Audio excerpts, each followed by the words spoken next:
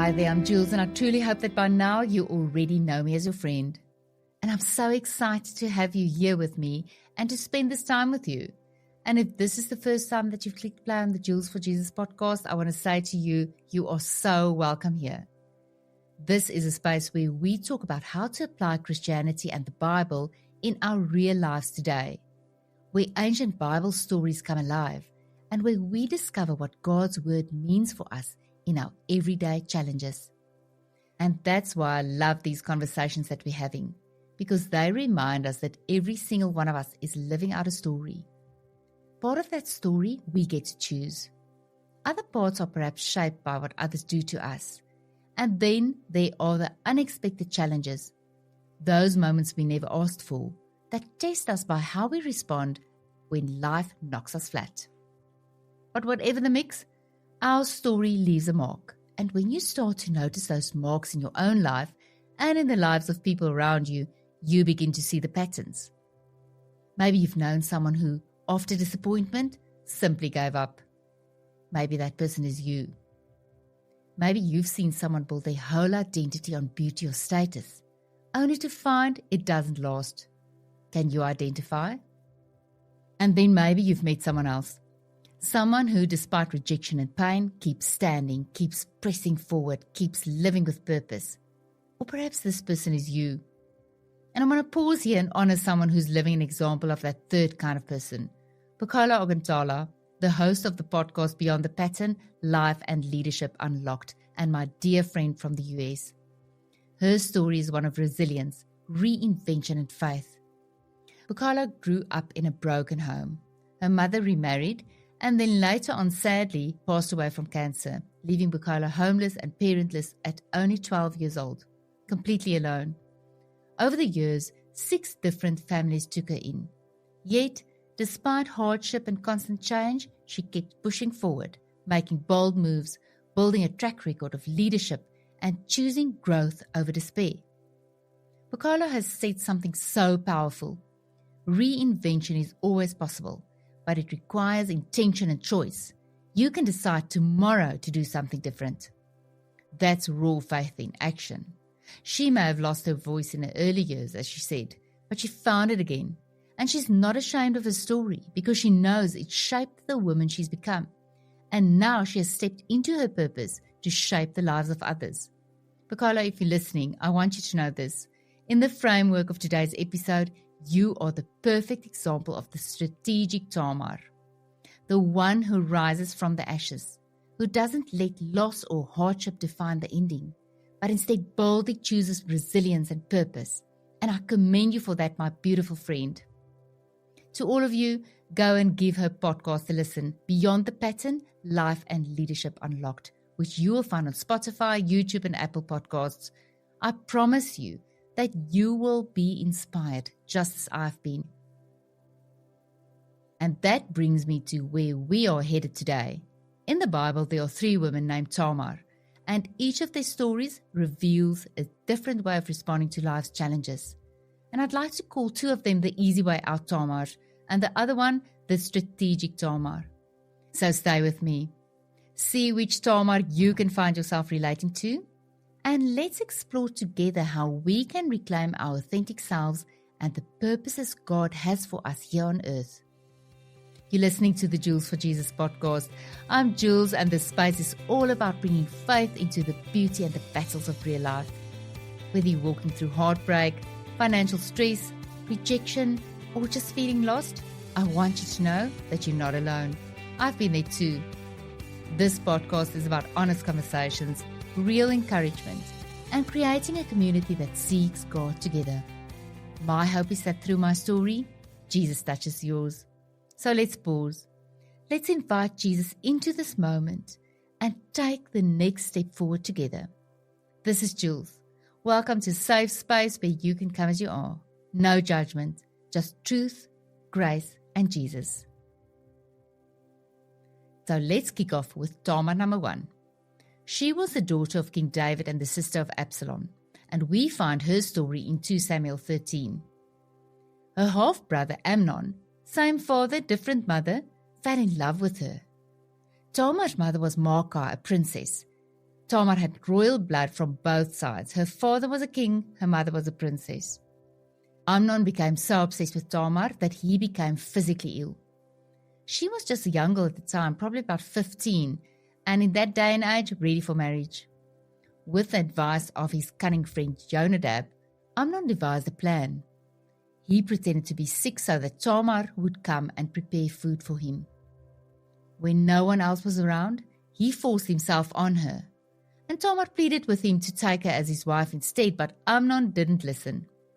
Afterwards, he drove her away in disgust, and the Bible says he hated her with an intense hatred, more than he had ever loved her.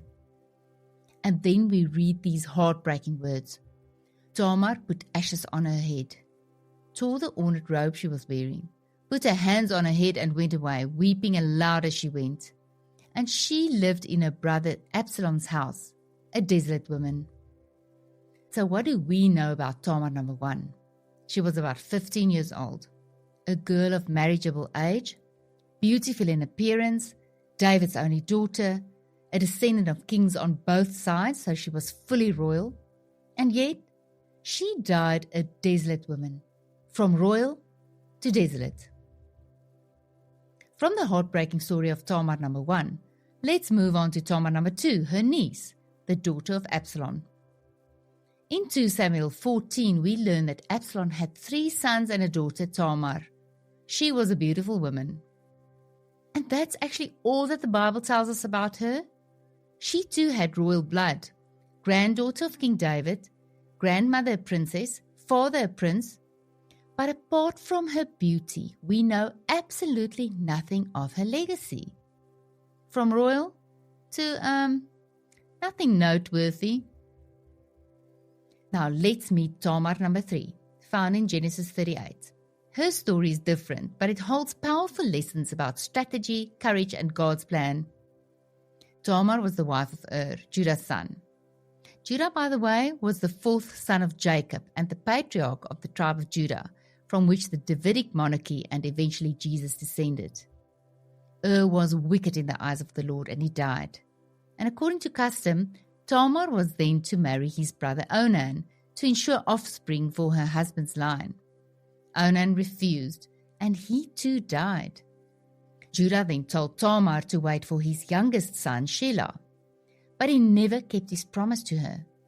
So Tamar lived for years as a childless widow in the house of her father. But she didn't remain idle. She took off her widow's clothes, disguised herself, and seduced her father-in-law Judah. She did this strategically, not recklessly, to secure offspring within the covenant line. When Judah discovered she was pregnant, he initially wanted her burned. But then he said, "She is more righteous than I, since I wouldn't give her to my son Shelah." Righteous means, by the way, being in right standing with God. Tamar gave birth to twins, Perez and Zerah. And in the New Testament, Matthew 1 confirms her significance.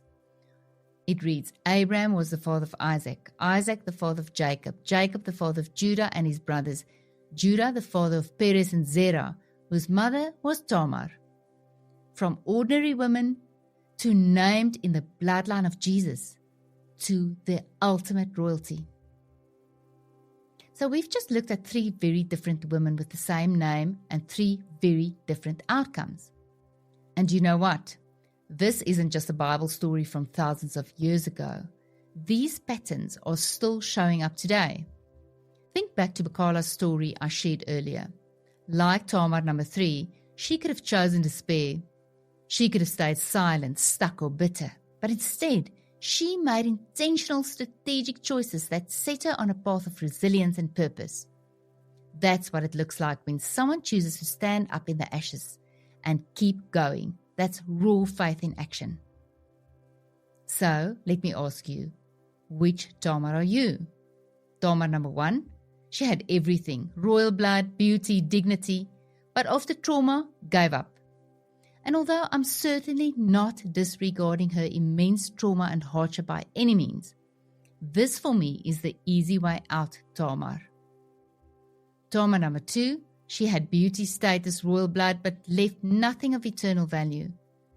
Also an easy way out, Tamar, because it's easy not to use your talents for the kingdom.